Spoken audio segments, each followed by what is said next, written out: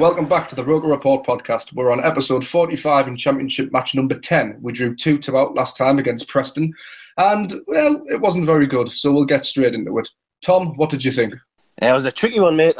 It's like one of those moments where you got to look from within the situation and without. And the beginning of the season, if somebody told us we're going to be second bottom after 10 games drawn 2-2 against bloody Preston, I'd have been absolutely gutted. But considering we've been absolutely thrashed, and I think we conceded something like 19 goals in our last 8 games, you've got to be like, breathe a sigh of relief almost that we didn't collapse. We didn't throw the game away.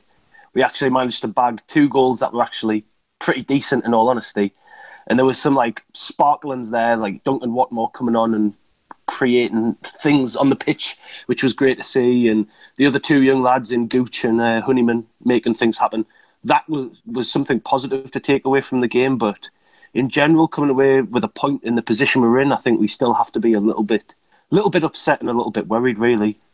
I mean, yeah, I completely agree with him for what that's worth. Upset? I think I'm past upset at the moment, to be honest with you. I remember we were speaking a lot about apathy in the last, basically in the last year or so. We've been talking about apathy. I think it really sank in for me before the game we played on Saturday that I was feeling. I think I said it as well. I'm feeling proper apathetic about it. Not so much angry anymore. Not so much disappointed. Just generally, like, it's hard because you keep investing all of your emotions into something like this. A lot of people sit there and say, well, people who aren't football fans will say, well, it's just a game, what you're worried about. But in actuality, when you're really involved in it, when it's something that particularly us at Roker Rapport, we spend a lot of our time, most of our spare time actually, writing about Sunderland, talking about Sunderland. Gav put it well the other day. He just said, like, literally all of his spare time goes into it. Obviously, he runs the site. All of his spare time goes into it. So you're involved in every little facet of the game, of the club, and things like that. And even when you're not involved as in having real actual knowledge, like, obviously there's a lot of things we don't know. We never will know because we're just fans. But even the speculation, it's something that you can't avoid. And with that in mind, it takes away from the old anticipation / dread that you used to get, or I used to get from the games. I had it for the start of this season because it's a novelty, coming down at the Championship. It's a novelty now, and I thought, oh yeah, we're going to see a bit more gritty football, something a bit more exciting. You know what I mean? Because we've been dealing with a lot of dull crap basically for a long time now. So I was hoping when we came into this, we were expecting some hard fights and some nasty challenges and some unbelievable fucking calls from the ref and stuff like that. And there was some pretty nasty challenges in that game. There were some unbelievable calls from the ref. I wouldn't say that any of it really went our way though. So for me, I don't know. Even getting the point, I know the point's good. I know we need every point we can get. That goes without saying. But it's got all kinds of connotations with it. And yeah, in general, I would say I just feel apathetic. That's the best way to sum it up. And for those that are a bit confused about the format of the podcast today, I'm James Copley, I'm hosting. I'm standing in for Damo, who was actually on the podcast today, because his internet has just died, really, so he's relying on his 4G, so he couldn't host today. But thanks for coming on, Damo. That's all right. That's how professional I am. I'm so professional that my internet has cut out. My horrible, tacky internet has cut out. And it's been a very professional start of the podcast. It has been, hasn't it? Yeah, it's been you're doing well, though. You're doing well. So thank you very much, James. What did you make of the Preston game, mate? Well, it was all right. I think there seemed to be a lot of negativity around afterwards. When I actually thought we played quite well. I thought, other than a 10-minute spell that Preston had where they genuinely did push us further back and put a bit of pressure on us, I thought we were the better side. I thought Cattermole had a much better game. I thought Ndong adds so much more energy than Gibson did in the week. I thought Watmore coming off the bench was absolutely superb. You saw just the havoc that he caused with his movement and his just raw pace. Getting in behind him, and he looked knackered after about 15 minutes, but that's to be expected. The referee was absolutely abysmal, and on another day we'd have won that game. There was 3 penalty shouts. A couple of them were pretty clear cut in the second half when the keeper not only wipes Watmore out, but clearly handballs. And, you know, it goes out and gives a throw in. And you think, what the bloody hell's going on here? But overall, I genuinely did think we were all right. I thought we looked more organised with John O'Shea coming back. Lamin Kone has been so shit, you know, this season. And not having that, his kind of stinking attitude on the pitch, I think actually made a big difference. You know, John O'Shea was organised and he kept people, you know, quite close. If you look at Preston's goals, I mean, obviously the first one's an own goal. It's a cracking ball, and I'm not sure what James Vaughan's trying to do with it. And their second was just a real piece of quality, and probably the best piece of quality the entire 90 minutes. But just to touch on the negativity that seemed to erupt on social media afterwards, I didn't really understand it. You know, people saying that, I know Simon Grace has made a lot of mistakes, you know, in his short tenure here so far. You know, he has been negative, and his substitutions have left a lot to be desired at times, but I don't think he was necessarily to blame for us not getting 3 points at the weekend.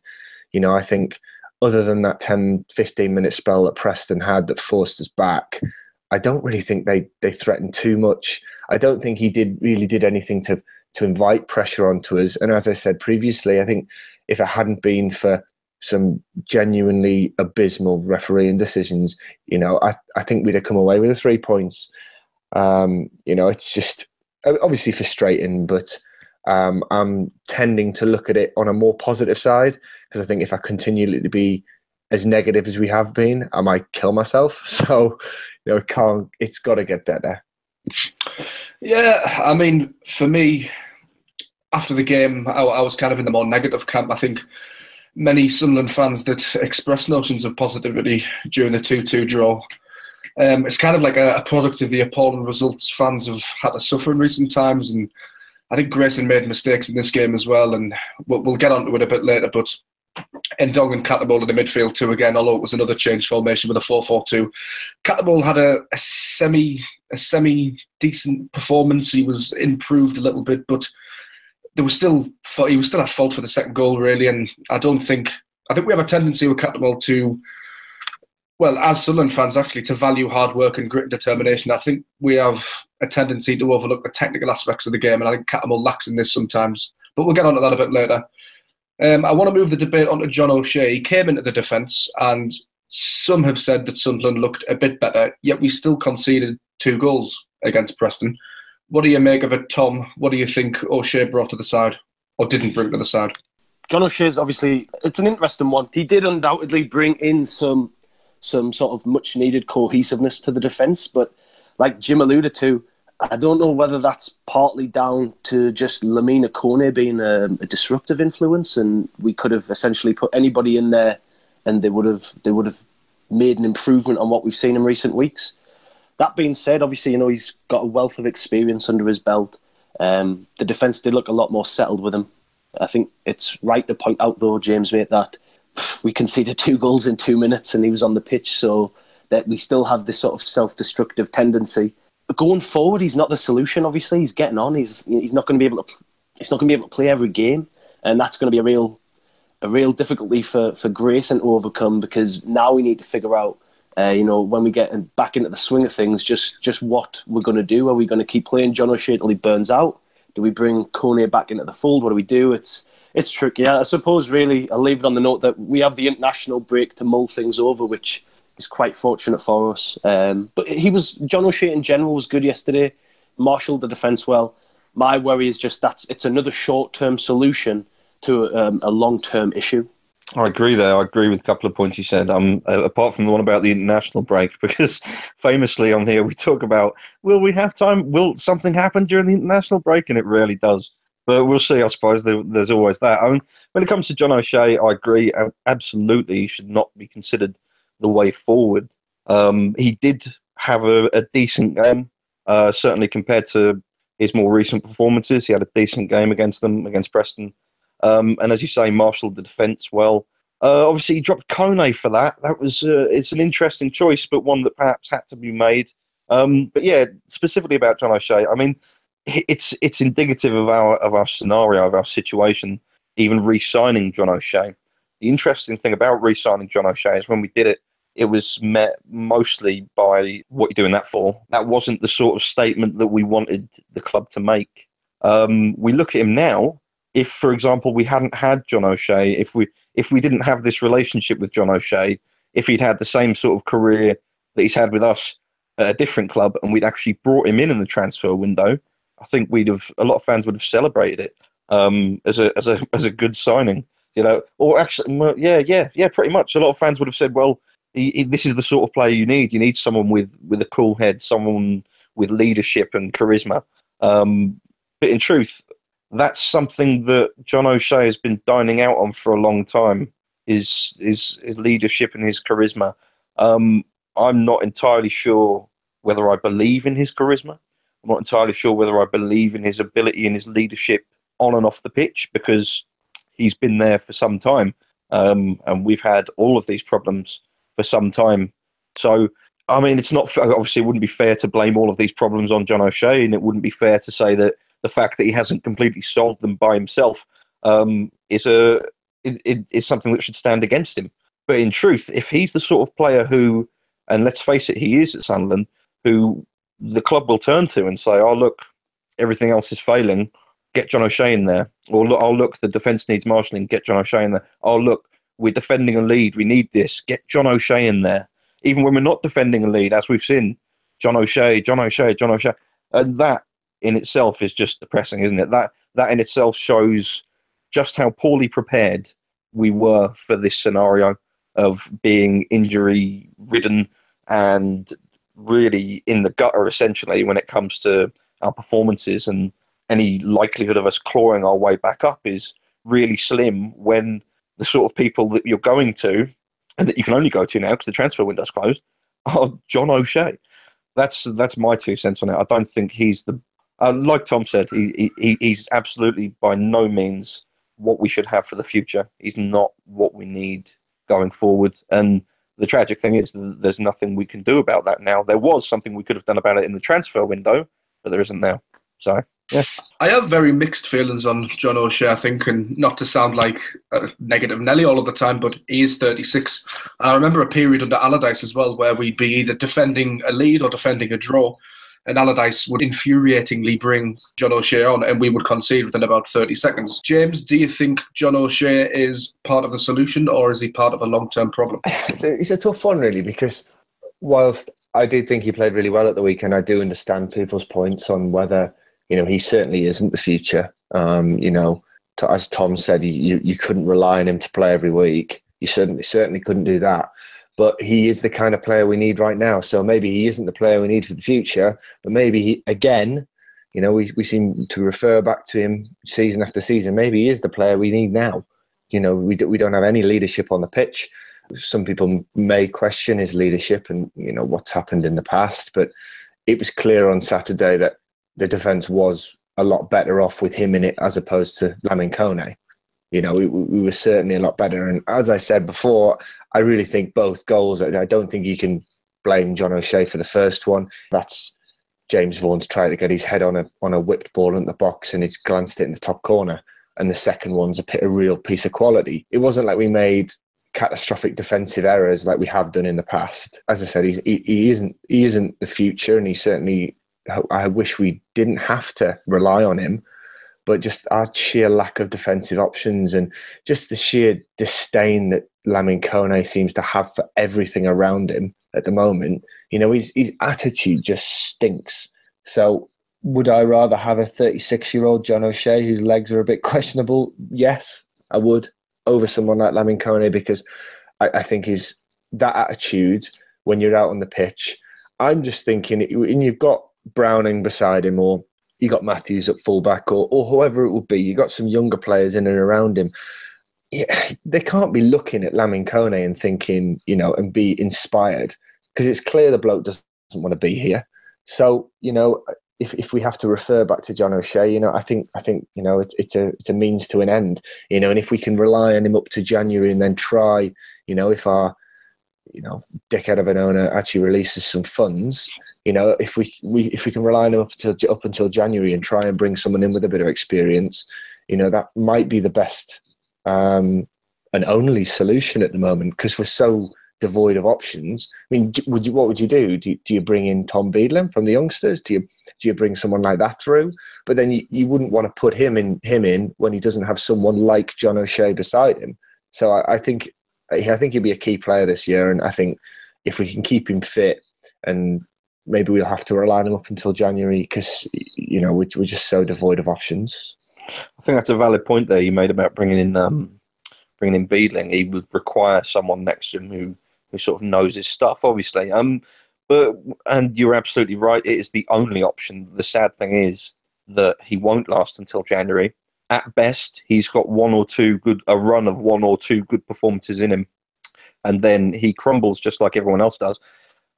Back to a point just before that about the managers, about Allardyce relying on him as well. This is something that puzzles me the most about John O'Shea, and to be honest, Wes Brown before him actually a little bit, but John O'Shea in particular, with regards to every manager relying on him. Every single manager looks at him, clearly has a conversation with him, and comes away thinking, yeah, he'll be fine. I can put him in. People look up to him or something like. But I do wonder. This is speculation, obviously. I do wonder if it's not something else that's less of a respect earned through actual quality, through actual ability, and actual performances, or if it's something that he has. It's something that he simply possesses because he's one of the longest serving players in the dressing room. Everybody seems to like him. He gets the skipper role straight up. And when everyone talks about him, they talk about how professional he is. And I'm just wondering if that concept of professionalism, it's like you say, beauty is in the eye of the beholder. I want, because what is professional to you? Is professional a player who you can rely on, to perform consistently? Or is professional for you a player who you can give orders to, who will then distribute those orders and will follow your plan on the pitch, or at least say that he's going to follow your plan on the pitch? Or is it someone who will agree with you and tell off the younger players or the less experienced players, just like you are as a manager, when this goes wrong? My point is he just looking busy? I feel like John O'Shea has made a career now out of just looking busy, and if you actually look at the statistical evidence, there's a lot of it to back that up, because in actuality, since he left Manchester United, and arguably before he left, he has been a subpar player. He's not the player that we should have ever gone for.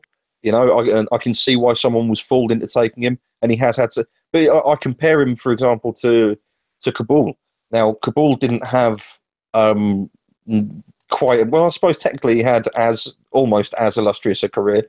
Obviously, played for Tottenham, but he wouldn't. A lot of people wouldn't have said, "Oh, Kabul is as good as John O'Shea," if they were foolish enough to actually make that comparison or say that John O'Shea is good in the first place.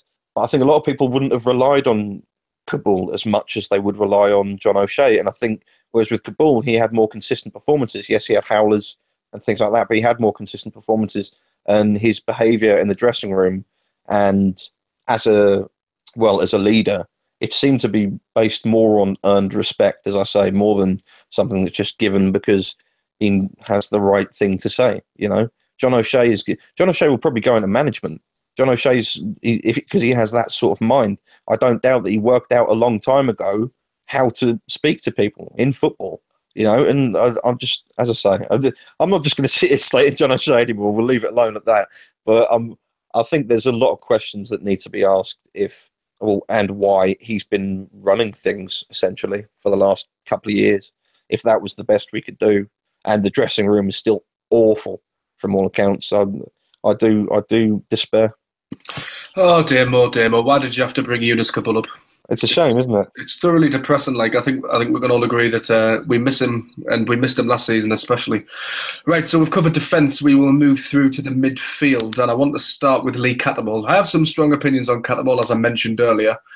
And I think as Sunderland fans, we appreciate hard work, graft, grit and determination. And this love of the harder aspects of the beautiful game can sometimes cause fans to overlook more subtle characteristics, such as movement, spatial awareness and marking.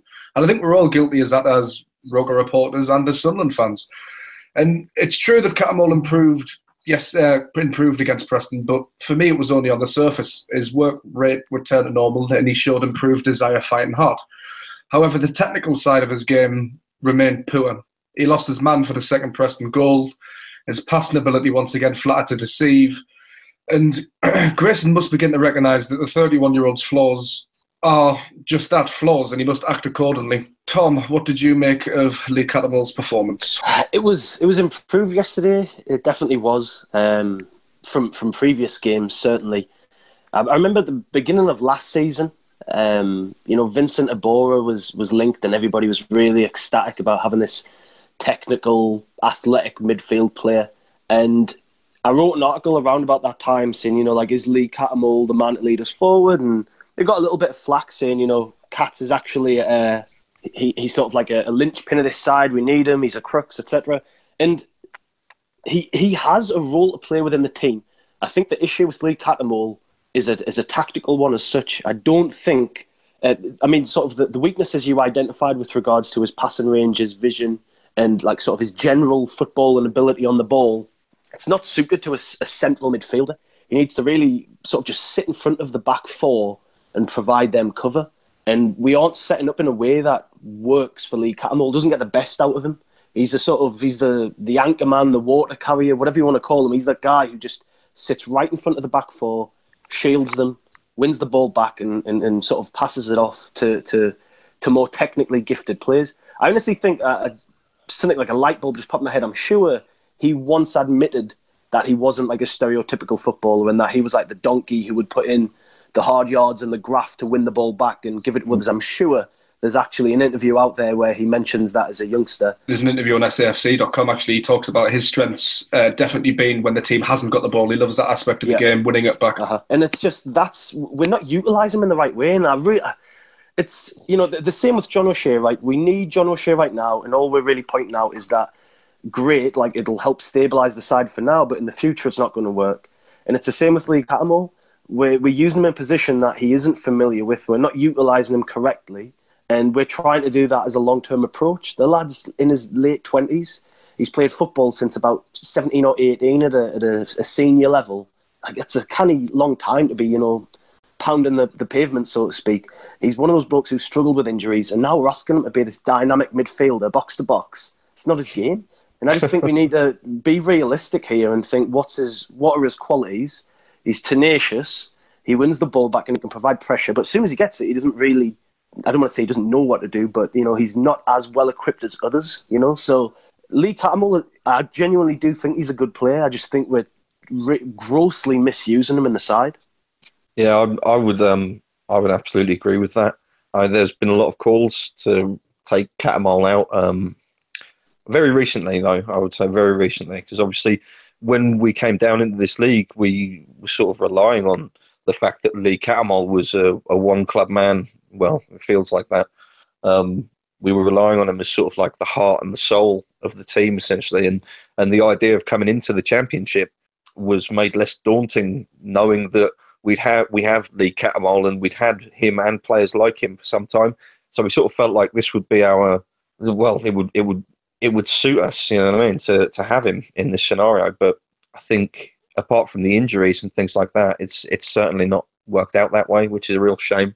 As to why it hasn't worked out that way, I agree. I agree with Tom in that the system that he's being used in really doesn't suit him. The role that he's being used in, moreover, doesn't suit him. It's questionable when he talks about how he most enjoys getting the ball back, because he tends to lose the ball in this situation. But that highlights it, doesn't it? That highlights the fact that in play he isn't that sort of. But again, it's disappointing that that's the case. That one of our real reliable characters, one of the few players we have that we, like any Sunderland fan, would be happy to have on the pitch.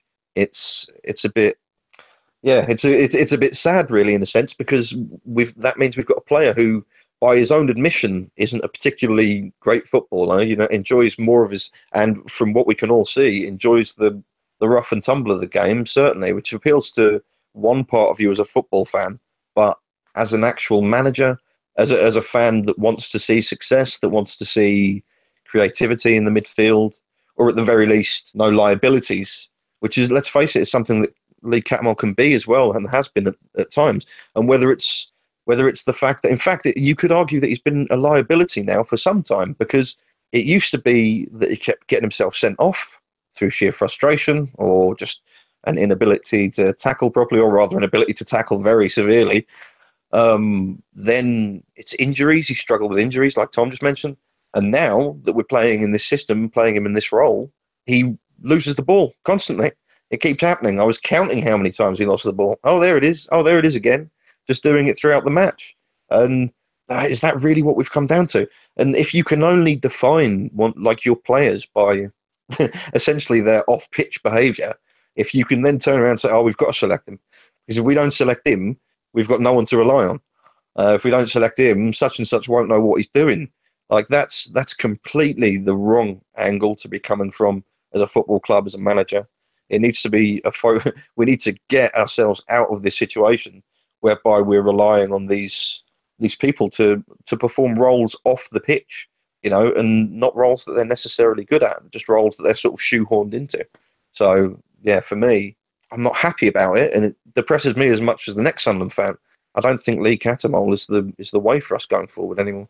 I think Cats needs a technical midfielder with passing ability and a third partner with positional awareness in order to thrive in a kind of a midfield three. I don't think it's any coincidence that he performed well with Jan Veer and Jan Kirchhoff alongside him. I think he needs support in there, doesn't he, really? James, do you agree with the above statement? I think you've absolutely hit the nail on the head there. I think when he's got someone like Didier and Dong beside him, they're both holding midfielders. Do we need to play two holding midfielders in this league? I mean, well, I guess our form in the last, say, few months actually suggests we do. But when you've got someone like Ndong, who's almost a bit like a younger Lee Cattermole in the sense that he covers a lot of ground and he's tenacious and he gets the ball quickly. Cattermole was a lot better yesterday, but he is then relied upon to use the ball. And set it up, the first game against Derby, for example, he grabbed that game by the scruff of the neck at times. He drove us forward. He had a really good attempt saved in the first half of that game. He looked really imposing, and I thought after that game, actually, we might have a really good midfield, these two together, and he just has not kicked on at all. And I don't know whether that's complacency on his part or whether that just is, the downfall of Lee Cattermole, and whether technically he's just not a very good footballer. Maybe if he didn't get stuck in so much and he didn't show as much passion, actually he'd have left the club a long time ago. I think without that drive and passion, he is a very, very limited footballer. But in very much the same sense as when we were talking about John O'Shea previously, we have no options. Like if we don't play him there, you're looking at Darren Gibson, who in the week was absolutely atrocious. He was so lazy and he looked so cumbersome on the ball. I just think you've got to play him. There's no one else he can put there. I mean, I guess Williams could potentially play there, but I always thought he would be suited to be playing in a 3. Because he doesn't really have that physical aspect. It just shows how limited our options are. When we have to rely on Lee Cattermole and try and expect him to spray 30, 40 yard passes when that as you all said isn't his strong suit, is it?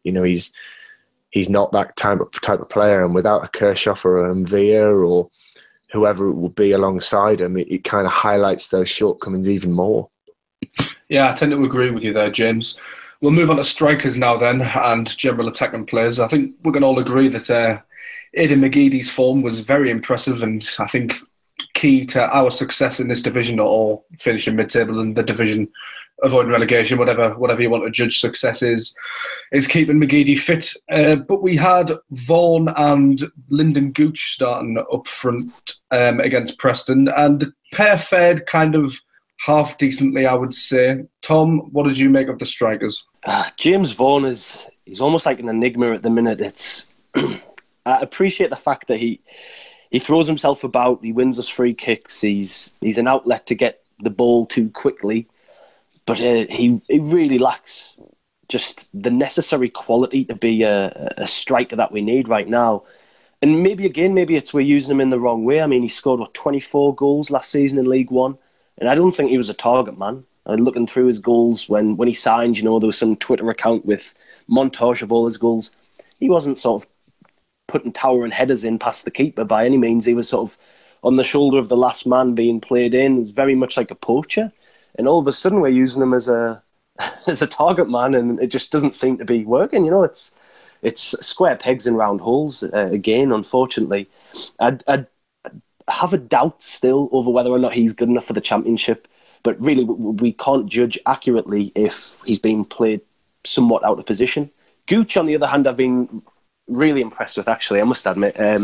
He came in a couple of times as a sub and kind of looked devoid of that bit of quality, but yesterday he had a real drive, and him and Honeyman, I know they took some flack from some people on social media, which I found a bit odd, but they were the only players who moved and passed with a purpose, and McGeady as well, sorry, but for such young lads, and I'm going to presume it's one of those that Simon Grayson said called everybody else soft as shite, it's brilliant, and that's one thing that genuinely fills me with a little bit of hope is these two lads, academy products, I wouldn't say they're doing the business by any means, but they're putting in good performances, and that's got to be something that the younger players in the under-23s, the under-18s are looking at and thinking, great, it's my chance. It's my chance now to grasp this with two hands. We mentioned Beadland. I think there's Ethan Robson, there's Reece Greenwood. There's several players down there who, if they're given the chance, they need to grab it with both hands, because George Honeyman and Lyndon Gooch both have.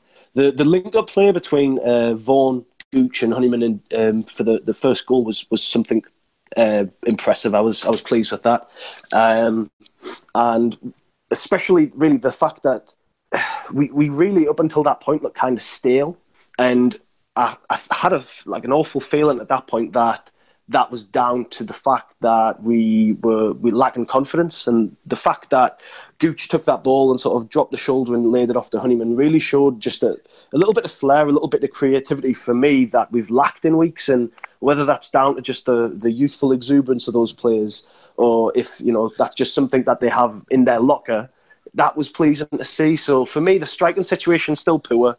We're essentially pinning our hopes on Lewis Grabban and Josh Madger coming back and giving us options and hoping something works to that regard. But in general, yesterday we looked somewhat effective going forward, and that's certainly better than recent weeks where we've looked incredibly toothless. Yeah, I mean, I wouldn't be as glowing in my reviews of Lyndon Gooch, in fairness. I think he does show a quality at times. I think he lacks his final ball's poor, and I don't think he can strike a ball. His ability to finish is really poor. I don't think we should be relying on him at all. I think Lyndon Gooch is someone where he doesn't really possess much pace, so I'm not too sure if he's suited to be out wide. He is quite neat and tidy on the ball, so I guess you could have him playing in the hole, and maybe he's number 10, but I don't personally rate him too highly. I don't think he's that great. And I think maybe similar with George Honeyman, I appreciate their work ethic. I appreciate the fact that, they really care and there's passion there. But, we've been talking this whole podcast about putting people on a pedestal because of their work rate and actually not looking at maybe the technical drawbacks they have in their game, when I think both of them actually have that. I don't think, maybe that'll come, maybe I'm being too harsh, but for me, someone like Lyndon Gooch, I don't see him making enough of an impact this season to get us to mid-table, to play us, whatever it will be. Or even, I don't see Lyndon Gooch getting his even more than 5 goals this year. I don't see him getting that many assists either. He's a player that should be limited to cup appearances, and if we need a bit of legs coming on in the second half, soon as Watmore's fit, he should come in. I would always play someone like McManaman ahead of him. I think he's a much more talented footballer. His final ball's a lot better. He looks a hell of a lot more dangerous. So for me, yes, it's great to see the youngsters coming in. It's great to see them getting a chance, but I don't see them as having enough quality in terms of their final ball, whether it be an assist or a finish, to actually have the necessary impact at this level. I think for me, it would be you'd have a Graham down the middle, and you'd have McGeady and McManaman on either side of them. And once they're fully fit, that will be your front three. And then, what more could slip in any of those positions. But Lyndon Gooch, for me, is just like, he's just average. That's all he is. I appreciate his efforts, but in my opinion, he's just average. See, I think I've been relatively impressed with Gooch against Cardiff, the way he won the penalty. I know he didn't really do much for the rest of the game, but he won the penalty. He made himself look busy, and he had the bollocks to grab the ball and score it. So I think that's positive.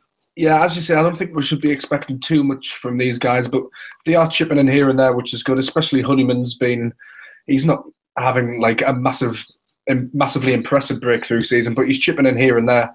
And he's working and he's running around for the club, which is always good. Damo, we all know kind of what the common consensus is on James Vaughan. I'm really interested to hear about what you think about the two youngsters, Honeyman and Gooch. Well, I love Gooch, me. Everybody knows I love Gooch. The reality is that just to speak about Gooch in particular, to counter what James was saying, the idea that we can't rely on him, that he's someone we shouldn't be relying on, I think that's a moot point completely, because we were just discussing John O'Shea and Lee Cattermole, two players that we really shouldn't be relying on. I mean, there's a lot of players in our squad that we shouldn't be relying on, but everyone's going to have to step up. I mean, the idea that we're even considering waiting for Marjar to come back, just like what was said earlier, that's something that was never going to be, it should never have been part of the plan. No one ever told us it was part of the plan. And when we discussed it originally, like, say, 20 episodes ago, 10 episodes ago, it was a case of, I mean, I know Gav's not here, but Gav would have said, like, no, absolutely not. And we all it was a general consensus that Marjar, he had too far to go. Same with Asoro, same with Gooch, same with Honeyman, same with all of them. So I think in reality, when you consider that Gooch plays for the international US men's team, doesn't he? And he's also, he scored for us. And if you watch him in that game last time, watching the game against Preston, he does this awesome little turn just outside their box and does two defenders, then goes past them and tries to, finesses a shot towards the right post. Don't get me wrong, the keeper managed to get to it. It wasn't like a stellar shot or anything like that. But I think you have to consider that if we're going to measure all of these other players with either the fact that we've got John O'Shea and we've got... What are you giggling at? We've got John O'Shea and we've got Lee Cattermole and we've got players like that who we have to rely on even though we shouldn't.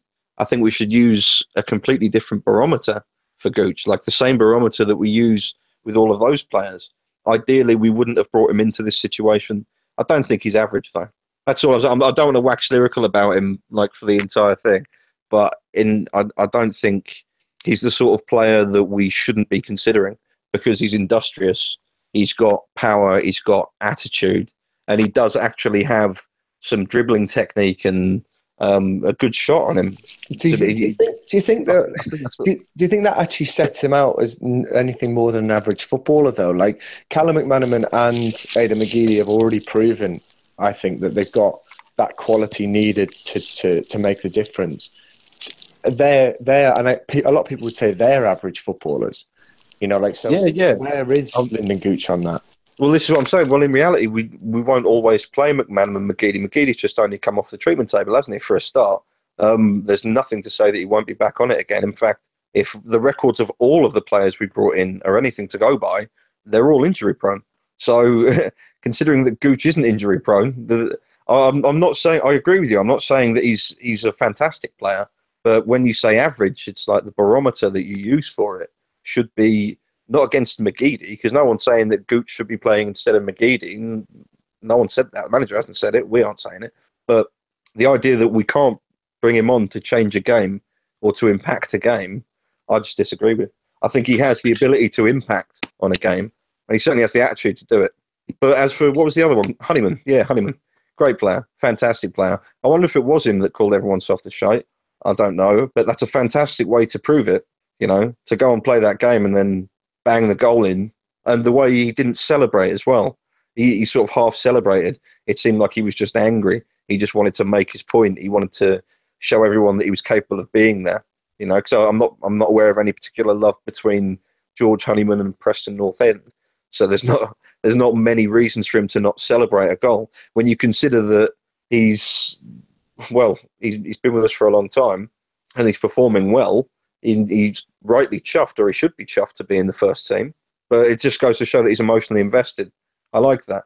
I really like that about him, and that's something we can all appreciate. That's something that we're missing a lot of, and that's something I think that perhaps is seen in Gooch as well. Perhaps not to that extent yet, but as I say, as mentioned earlier, he's already scored for us, and he looked like he could have scored yesterday as well. So I think the pair of them, I think something that we should rely on is our youth team.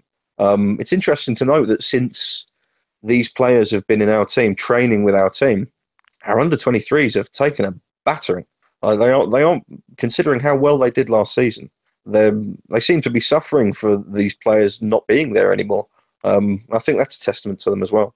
So while it's not the baptism by fire that I would have given Honeyman or Gooch, I think we can still find something in them, you know, in this season. I think they've got plenty of time to prove any detractors wrong, and they've certainly done more to endear themselves to the fans this season than most of the players in the squad. I apologise wholeheartedly for laughing halfway through. That's all right, man. You comment, Damo, it was the Gooch and the pronunciation of Marjar that just really got me. I can't help it. Everyone calls him something else, but I call him Marjar. Marjar, it just got me. I do apologise. What is it then? What is it? I think it's Madja, isn't it? Yeah. Is it Madja? Because Madja would imply a D, wouldn't it? Would it be Madja? Let's not get into it. No. So to get back to reality, and still on the subject of Marjar, really, Tom, I know you have some thoughts on the attacking options we've got. Do you think that Gooch and Vaughan did well, or would you like? Oh well, what do you think of Honeyman and McGeady as well? What are your general thoughts on Sunderland's attack? Just to go back to the idea of Honeyman, like, I'm sorry, but I know Jim was saying just there that, you know, pretty average player. Him and Linden were the only two players yesterday who looked to pass forward with a purpose for me. Everybody else was sideways, backwards, losing the ball. And there was a moment, I think it was probably like the 50th minute, where they had the ball and they were on like the left-hand side of the pitch and they just sort of ran rings around Preston for a good 2 or 3 minutes. But nobody else was moving. So it's like we had these two young lads really trying to get some impetus going, get a little bit of momentum. And everybody around was standing still. It was infuriating to watch. In terms of attack, I think we don't really... Sort of Grayson keeps it close to his chest, but we don't really know much about the extent of Graben's injury. Is Watmore going to be the kind of striker to come in and sort of bang a series of goals in and get us on the right track? I'm still not sure.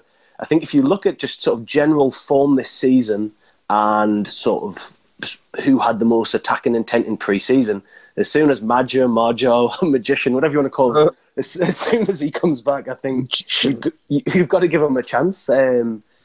He would look absolutely clinical in pre-season. He was fantastic at times. And I genuinely think that's the sort of player we're missing, somebody who operates sort of in and around the opposition's area. I mean, I didn't see James Vaughan actively getting positions, sort of attacking positions in the opposition areas yesterday. The one time it worked for the goal was when he sort of came and met the ball. But as an out-and-out striker, I would expect him to be in a lot more attacking positions. And I suppose it speaks volumes that the first goal he scored, 6-yard box, edge of the 6-yard box, right place, right time. I just think his confidence is shot and he's not getting in the right positions. Personally, the strikers we need, if Watmore can prove himself, I think he will be the sort of best option we have. He has more experience than the other younger lads. He's a little bit quicker. He's a little bit sharper. He has a good head on his shoulders. I think if he can sort of prove his fitness and his value and can score, he'll be great in this league. And other than that, we're back to this sort of square root of all our problems, and that we're thrown into a real shitty situation. And the best we have right now is Lyndon Gooch and James Vaughan. And they're going to fire us up the table. Who knows? Unfortunately, we've sort of got to roll the dice at this point. The jury's still out on everybody in terms of attack. We're realistically going to be really relying on the creativity and flair of McManaman, who's missed some games through injury already, and Aidan McGeady. And if those two lads don't sort of get us up and going, so to speak, I think we'll really struggle this season, unfortunately. I'd completely agree with that, actually. Again, but there's nothing to disagree with, is there? That's the fact. I mean, we've been talking about, or I've been talking at least, about how we shouldn't have to rely on this, we shouldn't have to rely on that.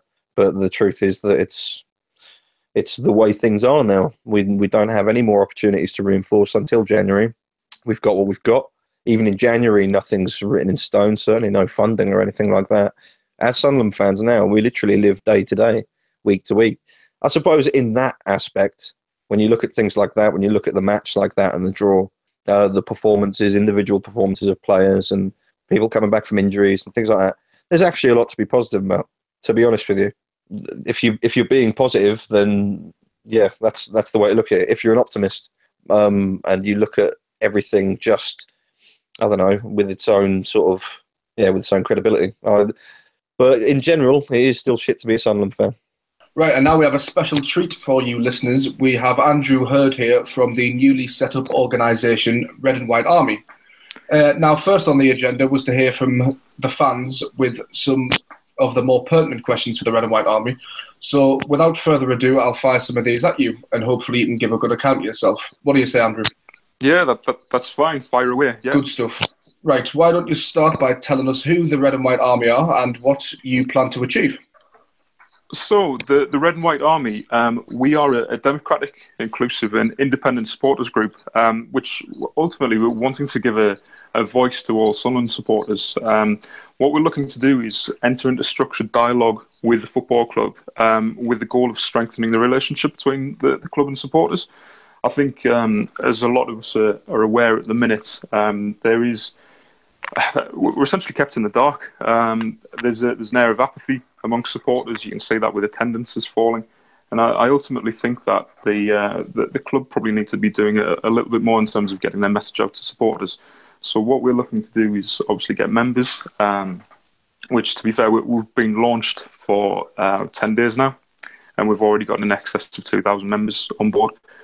So there's an appetite there for supporters to be given a voice, for the club to listen. So ultimately, what we're looking to do is, as I say, engage in structured dialogue with the club. The main aim is to be of the benefit of supporters, but the club can really get something out of this as well in terms of canvassing support and trying to rebuild bridges that have been burnt over recent years through the lack of interaction with supporters. Very good. So what you said, 2,000 members in 10 days as well, like that. That must be quite hard to organise logistically and bureaucratically. Why don't you tell us about how you're going to manage that? In terms of managing membership, the way things have gone so far is obviously we're out on social media platforms. We've been getting the messages out through Twitter, through Instagram, through Facebook. We've got a website presence as well. Going forward with this, ultimately what we're looking to do, as I say, is give a voice to the supporters. We're looking for fans to engage with us. We're going to have a dedicated point of contact, an email address, so supporters can raise any pertinent comments or concerns that they'd like us to flag up for discussion through the email point of contact. On the back of that, the way it's going to be working is those comments and those points, there's going to be a lot of common themes running through them. Certainly, there's quite a few particular issues with regards to football club at the minute, so there may well be a lot of supporters who will have a similar sort of theme with their comments. Those themes are then going to make up pretty much the agendas of the open meetings going forwards. There'll be a chance to discuss those points within the open meetings. We can vote on them because we are a democratic organisation. Ultimately, everybody's allowed their say. Everyone's allowed to discuss things. And yeah, 2,000 members is a lot, and we're expecting those numbers to grow, certainly. We've got our first open meeting coming up on Tuesday, and we're expecting membership to grow from there as well. So it's a case of managing the social media platforms, having the points of contact for people, and being as transparent as possible as well, in terms of, if somebody's making some real valid comments, then we have to discuss those as well. So going forwards, we're expecting this group to be around for a number of years. We've got really good foundations set in place at the minute in terms of how we handle membership, how we deal with our members, how we give a voice to our members. So yeah, 2,000 is a lot, but we're expecting a hell of a lot more to come as well. And we do have the good foundations in place to make sure we're taking on board everyone's comments and everyone's points. So yeah, watch the space, as I say, after Tuesday's opening meeting. Tuesday's opening meeting is where? The Peacock, is it? Yeah, it's at the Peacock in the town centre, formerly the Londonderry. The meeting is starting at 6:30, but we do actually have quite a few numbers already signed up at the minute. So what we're looking for members to do is basically have an expression of interest by registering their interest in terms of attending the meeting. I think we're already at something like 75% capacity of the venue. So what we're looking for fans to do, there are links on our social media platforms for supporters to register their interest. For those supporters who don't have access to social media as well, there will be opportunities to sign up as a member on the night, and then that will allow you entrance to the meeting as well. So yeah, it's a very busy time at the minute, but as I say, membership is growing, it's increasing. I can only see this thing getting bigger as we start to engage with the club. I love the idea of it all. I think it's fantastic. It's something we've needed for a while. Yep, thank you. I've seen on a just sort of generic social media discussions and sort of questions that keep popping up as I've been doing some research and reading it. There's sort of a few people just throwing the question out there, what's the point? And I just think it would be a great opportunity now to sort of vocalise why this is important, and what is it that people who might be naysayers or humming and hawing, what is it that, if you could give them a message right now, what would you say to them about the importance of this? Well, what I'd say to supporters, I'd say that there has been a breakdown in trust and dialogue between supporters and the club for a number of years now. There's not as much transparency as there possibly could be, and I think that there is a general fan perception at the minute. It's either apathy, but people aren't necessarily that bothered about what's going on, or there's a lot of frustration from supporters. It seems to be you're either in one camp or another. The point of this organisation is to help build bridges with the club, but at the same time, it's also there to empower supporters. So yeah, people might be quite sceptical about, what's the point of this organisation? Are the club only just going to pay lip service to us? Our group, our committee and our staff in the background, there's a lot of experience. When we actually put together the Red and White Army, we approached the Football Supporters Federation. They're a national organisation. They're essentially a supporters union, and they're based in Sunderland, they're based in Ashbrook, and they do a hell of a lot of good work. From a Sunderland perspective, they've been involved with the bubble trip discussions that took place a couple of years ago, and they campaign for the 20s plenty in terms of tickets. So there's a lot of experience in that organisation. And our policy coordinator, Dave Rose, he works for the FSF. He was fully on board and wanted to get involved with this. So we have a lot of expertise on how to enter into good discussion with the club and how to solve certain problems that supporters may have as well. So looking at what is the point of this group, what are we trying to achieve? We're trying to achieve a strengthening of relationship between fans and the club. It's something that, I would say, personally speaking, fans have been kept in the dark a little bit over the last few years. When Martin Bain, CEO, came on board, started off with a bit of positivity. It started off with the whole Lamine Kone situation. Pops up in Liverpool, potential transfer to Everton. And the club came out, put a statement out and said, nah, he's not going anywhere. And you thought, that's good. That's a clear message coming from the club. January transfer window, Martin Bain comes out again and says, you know what, we're going to have to sell players to buy players. And it's not the message we wanted to hear, but the fans were kept in the loop. You thought, okay, this is all right.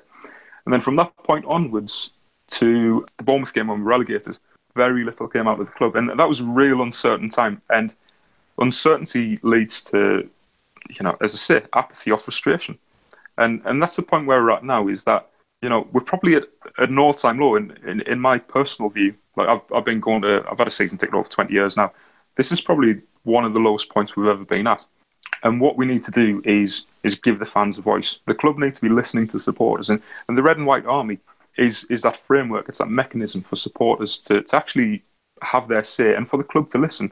And as I say, not just to pay lip service, not just to appease us with a few nice statements here and there. We want to set up a structured dialogue that we can take forward for years to come. It doesn't matter who the owner is, but it's having that dialogue in place and it's having that structure in place where fans will be recognised and the club will listen to us and actually act upon what fans have got to say. I'm 100% behind this. I think it's a fantastic idea. Certainly one of the key problems that we've had over the years has been engagement with fans. Something that the club really need to work on. There have been efforts to do so, I suppose, but none quite so organised, none with quite so much momentum, and none encompassing so many groups that are involved with the club in general on day to day. One question we do have, though, another question is, like, you talk about creating this dialogue, setting up a dialogue with the club. Hopefully they'll be receptive to it, and it'll be for years to come. It's been said, obviously, there have been clubs that have done this before. I mean, the SLG, the Support Liaison Group, that's technically their remit. How do you feel the Red and White Army? How do you feel it differs from these groups that have come before it? Yeah, first and foremost, I've got to say the existing groups, they do a hell of a job in terms of engaging with the club, and they do a very good job at the same time. Like the guys, I've had exposure to the SLG, and there's decades of knowledge and support within that group that we have to recognise. The way in which the Red and White Army differs from the SLG is that we have a lot more of a wider audience. As I say, we've got 2,000 members signed up in the space of 10 days. We have social media and website platforms to actually get messages out to fans. We can reach a larger audience than the SLG can do. As well, we're a very inclusive group. We recognise the diversity amongst our fans, and one thing I must say, we've got an LGBTQ representative on board as well. A Sunderland supporter approached us because we do have co-opted positions. We have representatives from all of the fanzines. We have representatives from the branch liaison council, but we've also got an LGBTQ rep on board as well, which is the club have been looking to go down that path and get representation from the LGBTQ community. And we've actually had somebody come forward in 10 days of being live since launch, and they put their name into the hat and said, you know what, I'd like to be the representative. I'd like to provide a voice and be a representative for that community as some supporters as well. So not only can we reach a wider audience and allow more people a voice, we have a wide-ranging, diverse group of representatives as well. You've requested a meeting with Martin Bain and Ellis Short. Are you hopeful that you can open a dialogue immediately? Obviously, the letter went out yesterday. Whether we can get something in place immediately, I'm not sure. I think the club may well be a bit sceptical of the Red and White Army as well. I don't think they've actually faced a supporters organisation that is as organised with the momentum behind us that we've got as well. So I think, if I were the club outwards looking into the Red and White Army, they may be a bit wary about what we're bringing to the table and what we're looking to achieve. What I would say is that although the main aim of the Red and White Army is to strengthen relationships between the club and the fans to the benefit of the supporters, but the club can really take benefits out of this as well. Our supporters are very, very knowledgeable. Our supporters know the score. If they're raising things to the Red and White Army, we can then pass those on to the club as well. So the club might not be aware of certain issues that are going on. The club might not be aware of fan perception or certain feelings. Obviously, we can all see that attendances are dropping at the current time. But whether the club are aware of particular issues, we're not too sure. Where the Red and White Army comes along, we give a voice for the supporters. We can really help the club out as well. So I'd like to think that the CEO, the owner, they will be willing to engage with us because we are bringing something new to the table that nobody's really brought forward before. Andrew, thank you for coming on. It's a really, really good project, and thank you for taking the time out of your day. No, it's quite all right. I'd say anybody listening who isn't already signed up to be a member, you can do so on redandwhitearmy.co.uk. You can also follow us on, as I say, social media platforms. And if you don't have access to social media platforms, get yourself along to the meeting on Tuesday night at 6:30 at the Peacock, and you can sign up and become a member there. Superb. Thank you very much. It's great. Thank you. Damo, I know you wanted to kind of surmise what Andrew had to say about the new fan project, Red and White Army. What are your thoughts? Well, I just wanted to approach any sort of subject of negativity and things like that. I think it's easy to be disillusioned. We're all disenchanted as Sunderland fans, and we're certainly disconnected from the club. So it can be really, really challenging. And it makes a sceptic of us all, me more than most, I think. But I'm not the only one. We are all sceptical. We are all cynical. So it's really easy to dismiss anything. It's really easy to dismiss the idea that fans can work towards something that isn't as simple as, fans have this idea that we can some fans have the idea that fans are capable of just toppling owners and changing regimes, and that all we need to do is protest outside the Stadium of Light or get the bed sheets out and things like that. And while there are certainly certain benefits to tactics like that in certain scenarios, I don't think this is one of them. I think, as Andrew covered as well, like the idea that this is all set, it's all being set in place so that we can have a rapport, essentially, so that we can build a dialogue, so that regardless of the regime that's there now, even if it's gone in 6 months or 6 years, then this will all stay in place, and hopefully more bases will be covered, more people. That was it really. I don't want anyone to look at it too negatively, because just trust me, coming from one of the biggest cynics you'll ever hear from, like, I have my own doubts about its success and things like that, but we won't know until we try. I mean, being a Sunderland fan's nothing if it's not all about optimism, surely, and gallows humour. So I think anyone that stands up, anyone that makes an effort, be it this group or any other group or anyone who's come before them, anyone that comes after them, I think they deserve our respect. They certainly deserve to be given the benefit of the doubt. So, yeah, that's what I'd say about it.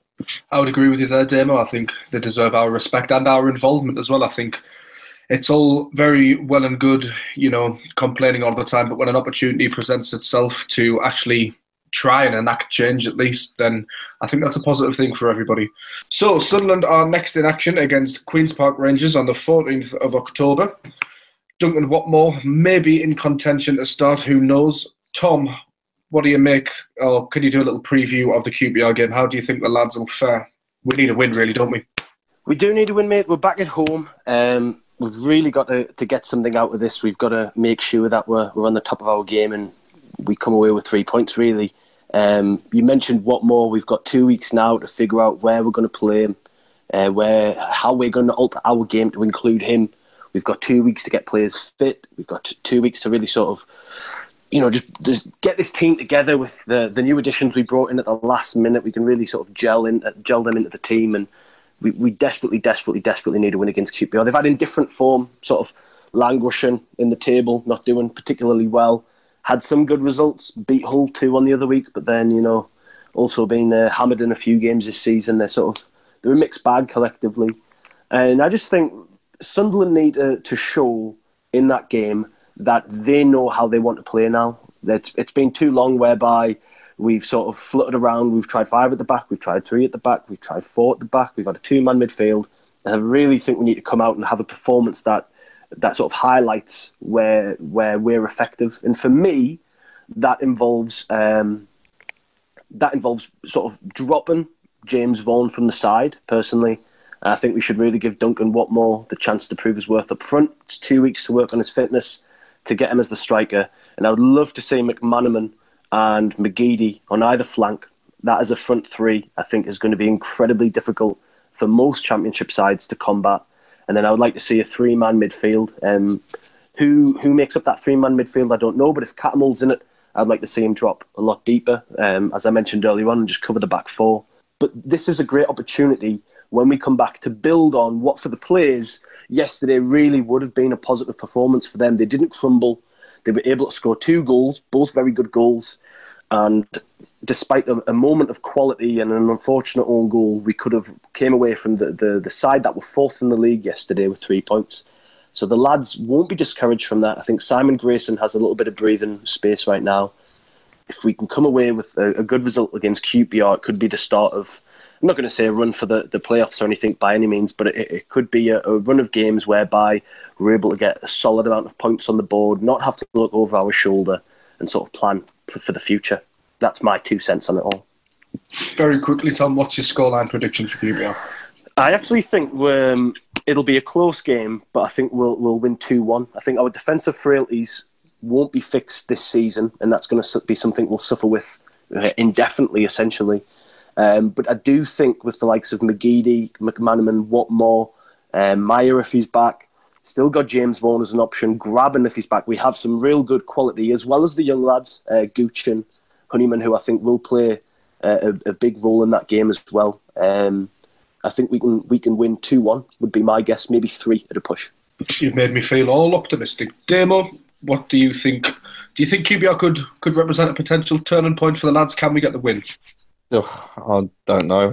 It's anything can happen at this point. I think we could. I mean, if we see a similar performance to what we saw in the first half, if somehow during this break they can work on it on the training ground, because I think something that Simon Grayson said a lot about was that he doesn't have enough time with them. He hasn't had enough time to work with them on the training ground. Hopefully, that's all he needs. Hopefully, and as I say, if we can produce a more consistent performance similar to the first half against Preston, with more individual strength. Obviously, we've got Duncan Watmore coming back in. He looks a bit off the pace, but he would be, you know what I mean, coming back from such a bad knee injury, and mentally slightly off the pace as well. He got in the way of that last chance header from McGeady that looked like it was going straight in, frankly. If he'd gotten his head to it, it was almost an open goal.